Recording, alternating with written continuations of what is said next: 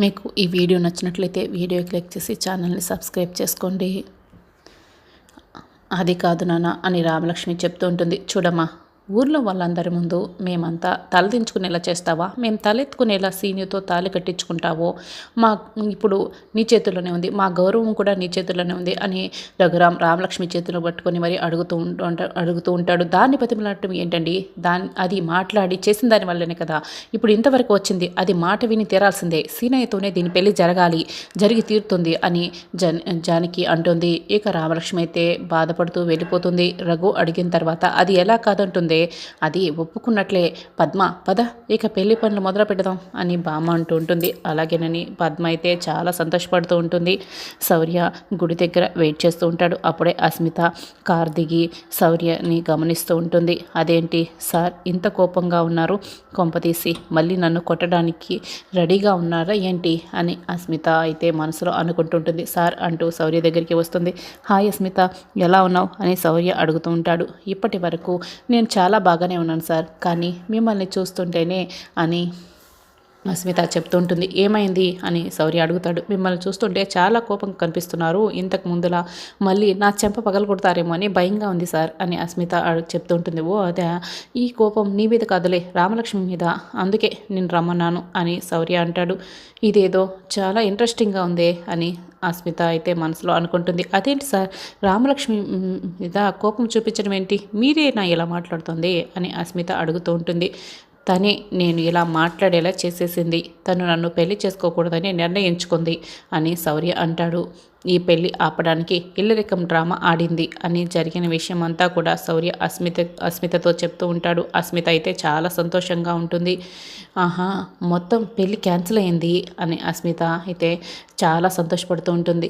ఇంత చేసింది తెలుసా రామలక్ష్మి ఇంత చేసింది అని చెప్తూ ఉంటాడు. ఇదంతా నా వల్లే కదా సార్, నేను అబద్ధాలు ఆడడం వల్లే కదా. మిమ్మల్ని ద్వేషిస్తున్నట్లయితే మీ బాధని చూడగలను, కానీ మిమ్మల్ని ప్రేమిస్తున్నాను. ఇప్పుడు మీరు ఇలా బాధపడుతుంటే నేను చూడలేకపోతున్నాను. సరే, నేను వెళ్ళి మొత్తం నిజాలన్నీ చెప్పేసిరానా అని అస్మిత చెప్తూ ఉంటుంది. అస్మిత వద్దు అని శౌర్య అంటాడు. అమ్మయ్య వద్దని చెప్పేశాడు అని అస్మిత అయితే మనసులో బాగా సంతోషపడుతుంటుంది. ఎందుకు సార్ అని అస్మిత అడుగుతూ ఉంటుంది. మేము పెళ్లి చేసుకోవాలనుకున్న సమయానికే వాళ్ళ బావని పెళ్లి చేసుకుంటుంది రామలక్ష్మి అని శౌర్య అంటాడు. ఆ విషయం తెలిసాక రామలక్ష్మి మీద ఉన్న ప్రేమ నాకు పూర్తిగా చచ్చిపోయింది. నమ్మకం లేని తన ప్రేమ కన్నా నా మీద నువ్వు చూపించే ప్రేమే గొప్పదని అనిపించింది. అస్మిత, నువ్వు నన్ను పెళ్లి చేసుకుంటావా? విల్ యు మ్యారీ మీ అని అడుగుతూ ఉంటాడు.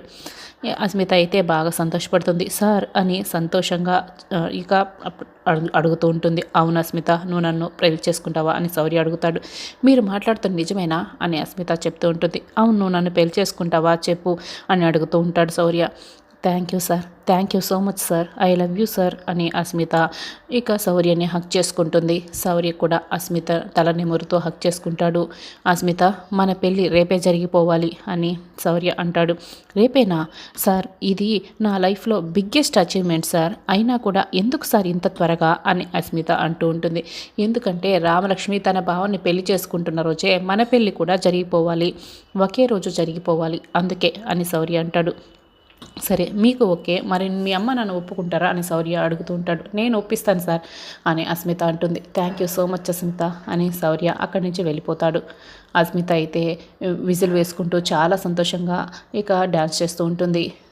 ఇక సీను రామలక్ష్మి ఇద్దరు కూడా కృష్ణుడి దగ్గర నిలబడి ఒకరినొకరు చూసుకొని చిన్నప్పటి జ్ఞాపకాలన్నీ గుర్తు తెచ్చుకుంటూ ఉంటారు. రామలక్ష్మి చిన్నప్పుడు ఆడుకుంటూ ఉంటే రామలక్ష్మి ఏం తింటున్నావు అని సీను వచ్చి అడుగుతూ ఉంటాడు.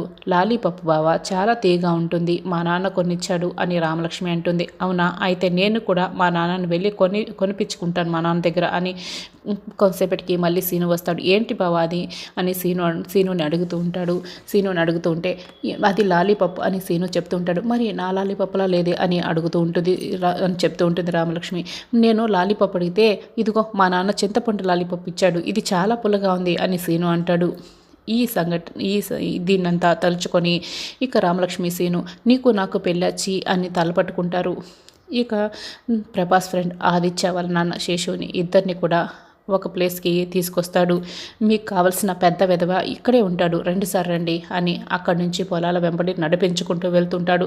రే, తిరుమల కొండ ఎక్కడానికి కూడా నేను ఇంత కష్టపడలేదురా, ఆ విధవని కలవటానికి ఇంత దూరం నడవాలా అని శేషు అంటూ ఉంటాడు. సార్, వాడు ఇక్కడే దాక్కుంటాడు సార్, మీకు అలాంటి విధవలు ఇంకెక్కడా కనపడరు సార్, రండి సార్, ఇంకాస్త దూరమే అని చెప్తూ ఉంటాడు. సార్, మీరు ఇక్కడే ఉండండి, ఆ విధవ లోపల నిద్రపోతూ తాగేసి పడుకుని ఉంటాడు, నేను తీసుకొస్తాను కదా అని వాళ్ళ ఫ్రెండ్ ప్రభాస్ దగ్గరికి వస్తాడు. రే, ఓ పెద్ద పార్టీని తీసుకొచ్చాను, లేవరా లే అని, నేనే రేరా అని లేపుతూ ఉంటాడు. రే, ఆ రఘురామ్ గాడికి దొరికితే ఎక్కడ నా ప్రాణాలు పోతాయని నేను ఇక్కడ దాక్కుని ఉంటే నువ్వేంట్రా ఇలా వచ్చి లేపుతున్నావు అని ప్రభాస్ అడుగుతూ ఉంటాడు.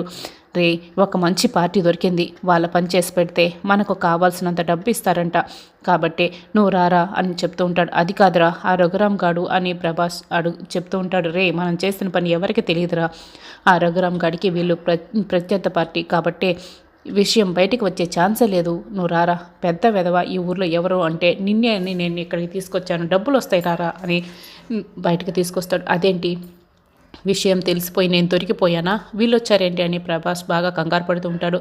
అప్పుడే సార్, నేను చెప్పిన పెద్ద విధవ, మీరు వెతుకుతున్న విధవ వీడే సార్ అని ఫ్రెండ్ అంటూ ఉంటాడు. సరే కానీ ఇదిగో ఈ 2 డబ్బు కట్టలని ప్రభాస్ చేతుల్లో పెడతాడు. మాకు ఒక విధవ బ్లాక్మెయిల్ చేస్తున్నాడు, వాడిని పట్టుకోవాలి అంటూ ఉంటాడు. ఓహో, నన్ను కొడతారని వచ్చారని నేను అనుకున్నాను, నన్ను వెతకటం కోసం నా దగ్గరే డీల్ మాట్లాడుకోవడానికి వచ్చారా, అయితే వీళ్ళకి విషయం తెలీదు అని ప్రభాస్ అయితే అనుకుంటూ ఉంటాడు మనసులో. సరే, నేను వెతికి పెడతాను అని మీరు వెళ్ళొచ్చు అని ప్రభాస్ అంటాడు. అదేంటి, ఏమి విషయాలు తెలుసుకోకుండానే ఎలా కనిపెడతావు అని శేషు అడుగుతూ ఉంటాడు. అంటే అలాంటి పనులు చేసేవాళ్ళు ఈ ఊర్లో ఒక 4-5 మంది మాత్రమే ఉంటారు, వాళ్ళ దగ్గరికి వెళ్ళి నేను నిలదీశాను అంటే ఈజీగా దొరికిపోతారు, అందుకే అని ప్రభాస్ అంటాడు. సరే, వాడికి బుద్ధి చెప్పాలి, వాడు మా జోలికి రాకూడదు, వాడిని నువ్వే చూసుకోవాలి, వాడు మా ఫోన్ చేసిన నెంబర్ ఉంది, ఒరే ఆ ఫోన్ నెంబర్ని వాళ్ళకి ఇవ్వు అని ఇస్తూ ఉంటాడు. అలాగేనని ఆదిత్య అంటాడు. ఈ ఫోన్ నెంబరు అని ఫ్రెండ్ ఆలోచిస్తూ ఉంటాడు.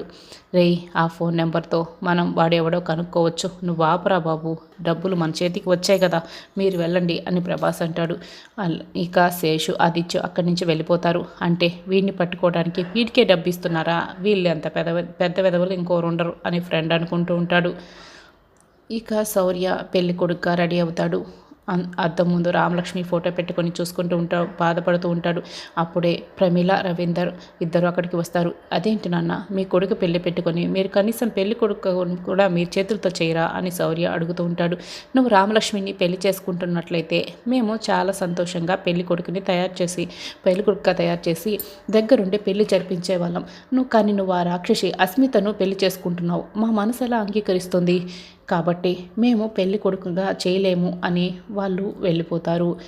ఇక ఆద్య రామలక్ష్మిని దగ్గరుండి పెళ్లి కూతురునిగా రెడీ చేస్తూ ఉంటుంది. ఎలా చేయగలుగుతున్నావే ఆద్య, నువ్వు ప్రేమించిన అతన్ని నేను పెళ్లి చేసుకోబోతున్నానే సీనుబావుని నీకు ఎలా సాధ్యమవుతుంది అని రామలక్ష్మి అడుగుతూ ఉంటుంది. అసలు ప్రేమ అనేది ఉంటే కదా, నా ప్రేమ ఎప్పుడో చచ్చిపోయింది, ఇప్పుడు ఏ ప్రేమ లేదు, నాకెందుకు బాధ అని ఆద్య అంటుంది. ఆద్య, నువ్వు అబద్ధం చెప్పినంత తేలిగ్గా నేనైతే చెప్పలేను, నేను కూడా సౌరి సార్ని ప్రేమించాను, నా ప్రేమ చచ్చిపోయింది, నా మనసంతా కూడా ముక్కలైపోయింది, అయినా నేను బాధపడడం లేదని అబద్ధం చెప్పను ఆద్య, మనం చచ్చిపోయినా కూడా మన ప్రేమ మాత్రం బతికే ఉంటుంది ఆద్య, బతికే ఉంటుంది, ఎప్పటికీ కూడా చావంటూ లేనిది ప్రేమ మాత్రమే అని రామలక్ష్మి అయితే బాధపడుతూ ఉంటుంది. ఆద్య అయితే ఆలోచిస్తూ ఉంటుంది. ఇక పద్మ నగలన్నింటినీ చూసుకుంటూ ఉంటుంది, సంతోషపడుతూ ఉంటుంది. వదిన, చాలా రోజుల తర్వాత నీ ముఖంలో ఇంత సంతోషం చూస్తున్నాను తెలుసా అని పార్వతి అంటుంది. మా ఆయనకి మందు బాటలు చూస్తే సంతోషం, నాకేమో నగలను చూస్తే సంతోషం, ఈ నగలతోనే నేను పోగొట్టుకున్న సంతోషం అంతా కూడా తిరిగి వచ్చేసింది, ఇవన్నీ కూడా నావే కదా అని అంటూ ఉంటుంది. అదేంటి జానకక్క, రామలక్ష్మికి వేయమని కదా ఈ నగలన్నీ ఇచ్చింది అని పార్వతి అంటుంది. పెళ్ళి అయ్యే వరకు మాత్రమే ఇవన్నీ రామలక్ష్మికి సొంతం, పెళ్ళి అయిన తర్వాత రామలక్ష్మి ఎలాగూ నా కోడలే కదా, కాబట్టి ఈ నగలన్నీ కూడా నాకే సొంతం అని పద్మ అయితే సంతోషపడుతూ ఉంటుంది.